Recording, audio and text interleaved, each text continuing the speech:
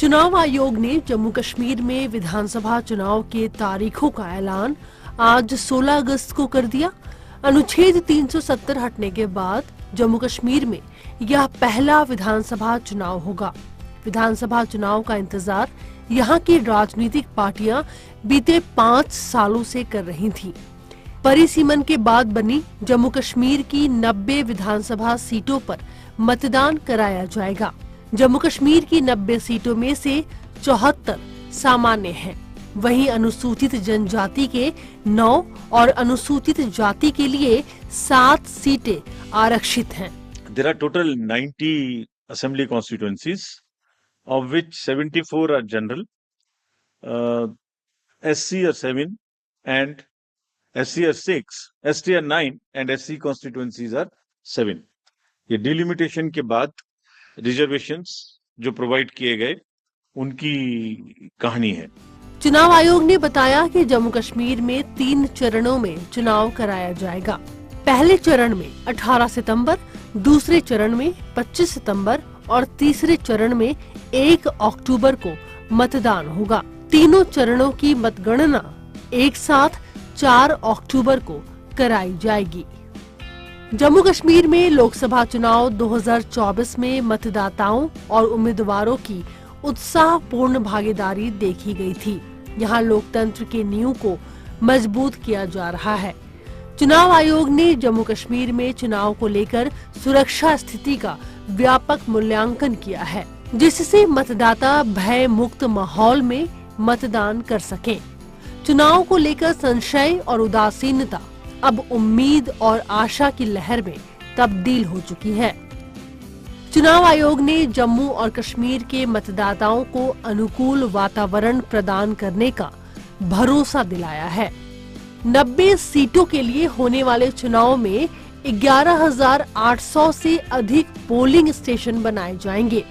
इसमें 9,500 से अधिक ग्रामीण और सुदूर इलाकों में बनेंगे। 360 मॉडल पोलिंग स्टेशन और 90 स्टेशन विमेन मैनेज्ड होंगे। अगर पोलिंग स्टेशंस के बारे में देखें तो टोटल पोलिंग स्टेशंस J&K में 11,838 होंगे, जिसमें लोकेशंस होंगी जिसमें एक जगह पर 2 या 3 भी बूथ हो सकते हैं।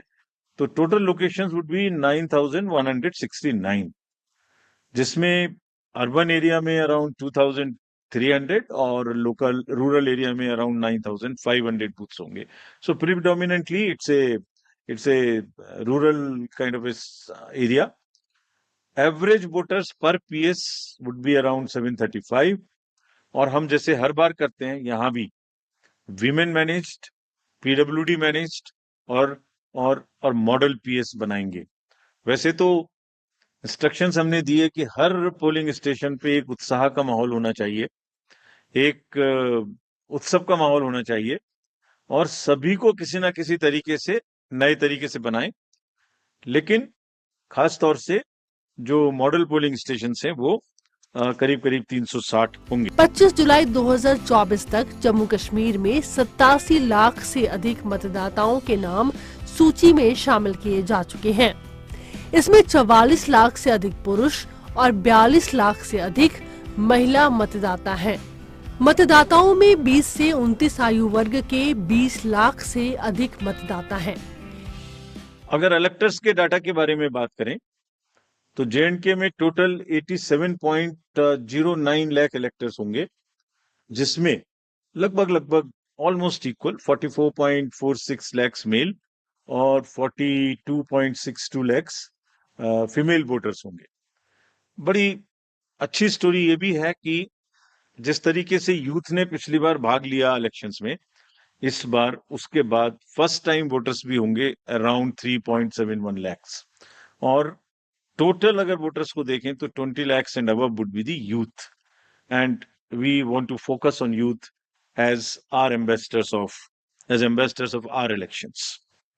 इलेक्टरल रोल बनने की प्रक्रिया चालू है और काफी समय से आयोग ये बात की तैयारी कर रहा था कि जैसे ही मौसम थोड़ा ठीक हो, जैसे ही अमरनाथ जी यात्रा खत्म हो, तो आप देखेंगे कोइंसिडेंस नहीं है, 19 अगस्त को अमरनाथ जी यात्रा खत्म होगी और 20 अगस्त को फाइनल रूल भी पब्लिश हो जाएगा।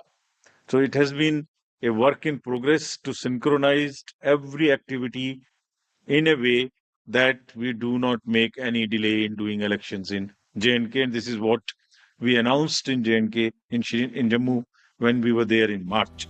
यहाँ के वोटर्स भी चुनाव को लेकर उत्साहित हैं, जिन्होंने लोकसभा चुनाव में बढ़ चढ़कर हिस्सा लिया था। घाटी और केंद्र शासित प्रदेश से बाहर रह रहे कश्मीरी पंडितों के लिए खास व्यवस्था है। सुप्रीम कोर्ट ने चुनाव आयोग को निर्देश दिया था कि वो सितंबर 2024 तक हर हाल में जम्मू कश्मीर में विधानसभा चुनाव कराए। इस बार लोकसभा चुनाव में जम्मू कश्मीर में रिकॉर्ड वोटिंग हुई थी। यहाँ पिछले 35 सालों का रिकॉर्ड टूटा था। 2024 आम चुनाव में पूरे केंद्र शासित प्रदेश में मतदान प्रतिशत 58.58 रहा। कश्मीर घाटी में 30% का उछाल देखा गया है और यहाँ 2024 में मतदान 51% से अधिक रहा था। मतदान केंद्र पर जो लंबी लंबी कतारें लगी हुई थी, वो जमहूरियत की ताकत का एक बहुत ही बेहतरीन मंजर पेश करती थी। वो सिर्फ लंबी कतारें नहीं थी, वो आवाम की उम्मीदें थी, जज्बातों और उनके मुस्तकबिल की नई तस्वीर लिखने की एक ख्वाहिश थी। Everybody wanted to participate, prove a point that we are here in this queue, not only to vote but to demonstrate a very strong desire that democracy flourishes in this area. और उम्मीद और जमहूरियत की ऐसी झलक ये बताती थी कि आवाम तस्वीर बदलना चाहता है और अपनी तकदीर को खुद लिखना चाहता है। और ये कतारें इस बात का सबूत थी कि लोग सिर्फ बदलाव ही नहीं चाहते, बल्कि ये भी चाहते हैं कि उसका हिस्सा बनकर हम खुद से अपनी किस्मत लिखें। This was a purely A triumph of ballot over bullet. आपको याद होगा कि जो वैली की 3 पार्लियामेंट्री कॉन्स्टिट्यूएंसीज थी, उनमें 51% का वोटिंग हुआ और वैली ने वायलेंस को नकारा और वॉइस को वोट के माध्यम से आगाज किया। जम्मू कश्मीर के लोगों ने बुलेट और बाइकॉट के बदले बैलेट को चुना। अनुच्छेद 370 हटने के बाद यहाँ वाल्मीकि समुदाय, गोरखा समुदाय और पश्चिमी पाकिस्तान से उजड़े और खदेड़े गए शरणार्थियों को पहली बार राज्य में होने वाले चुनाव में मत देने का अधिकार मिला है। दरअसल जम्मू कश्मीर को अनुच्छेद 370 और 35A के जरिए मिले विशेष दर्जे को रद्द करने के लिए संसद ने 5 अगस्त 2019 को मंजूरी दी थी। नोटिफिकेशन के बाद जम्मू कश्मीर और लद्दाख को 2 अलग केंद्र शासित प्रदेश में पुनर्गठित कर दिया गया था। अनुच्छेद 370 से आजादी के 1 साल बाद यहाँ गांवों के साथ जनपद और जिला पंचायत के चुनाव सफलतापूर्वक संपन्न हुए। 2019 में पहली बार आयोजित ब्लॉक डेवलपमेंट काउंसिल चुनाव में 98% तक मतदान हुआ। हाल ही में जिला स्तर के चुनाव में भी रिकॉर्ड भागीदारी हुई। सबने हमें ये एहसास कराया कि लोगों में एक उत्साह है और वोटिंग के प्रति हम एक्सपेक्ट कर सकते हैं कि ज्यादा वोट्स पड़ेंगे।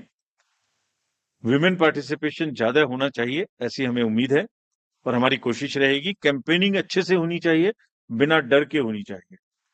Festive environment, more youth participation, more candidates, more use of IT and vibrant polling stations. So we establish every dimension of the democratic festival in the state in every layer wherever it is possible. केंद्र सरकार की ओर से कई बार यह बात दोहराई गई थी कि जम्मू कश्मीर में हालात सामान्य होने से विधानसभा चुनाव कराए जाएंगे और राज्य का दर्जा बहाल किया जाएगा। जम्मू कश्मीर में इससे पहले 2014 में विधानसभा चुनाव हुए थे, तब 87 सीटों पर मतदान हुआ था, जिसके बाद राज्य में PDP और बीजेपी के गठबंधन की सरकार बनी थी। लेकिन 2018 में बीजेपी की ओर से समर्थन वापस लेने पर सरकार गिर गई थी और राज्य में राज्यपाल शासन लगा दिया गया था।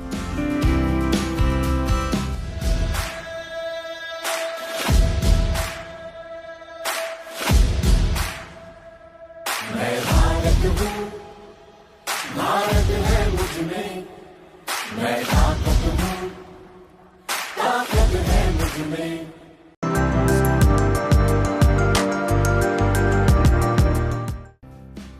आखिर पिछले कई दिनों से चल रही गहमा गहमी के बीच चुनाव आयोग ने हरियाणा विधानसभा की 90 सीटों के लिए चुनाव आयोग ने तारीखों का ऐलान कर दिया है। चुनाव की पूरे राज्य में राजनीतिक दल और जनता इस घोषणा का बेसब्री से इंतजार कर रहे थे।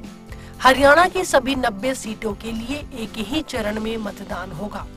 सभी 90 सीटों पर 1 अक्टूबर को मतदान होगा और चुनाव के नतीजे 4 अक्टूबर को आएंगे। मुख्य चुनाव आयुक्त राजीव कुमार ने चुनाव के कार्यक्रम का ऐलान किया। हरियाणा में 27 अगस्त को फाइनल वोटर लिस्ट जारी होगा। हरियाणा में 90 निर्वाचन क्षेत्र हैं।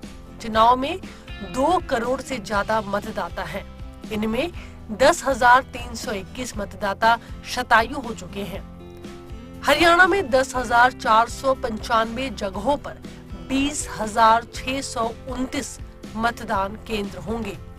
125 मतदान केंद्रों की कमान महिलाओं के हाथ में होगी।